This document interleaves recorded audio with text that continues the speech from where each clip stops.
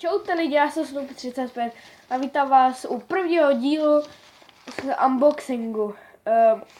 Tohle je můj první unboxing a ukážu vám, co v tom je. Jsem si objednala ABčko a na rok a mi přišla odměna, co to tady jde?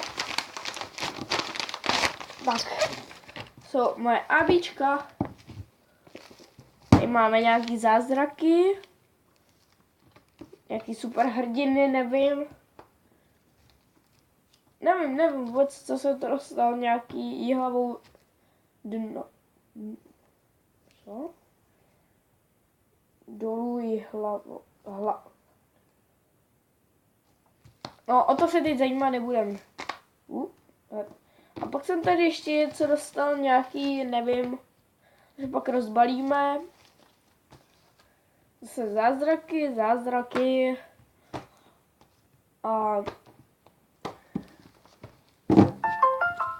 A jo. Takže tady jsem třeba dostal taky ABčko.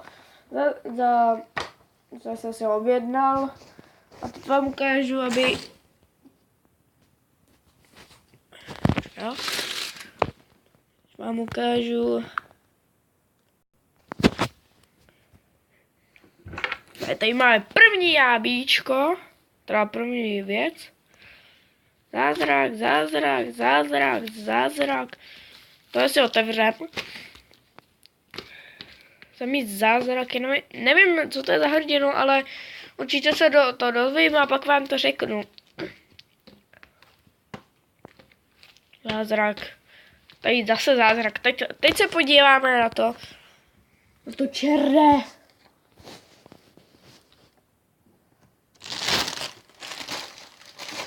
Tak.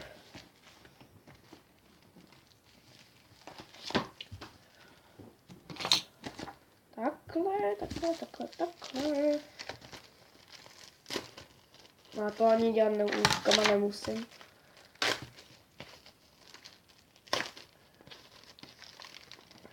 Co to?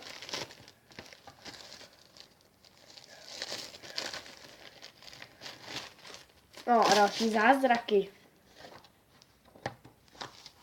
A tady je... A teď si můžete přeplatit ABčka a za to dostanete tyhle nějaký časopisy, nevím co ještě, ale určitě si je přečtu. A...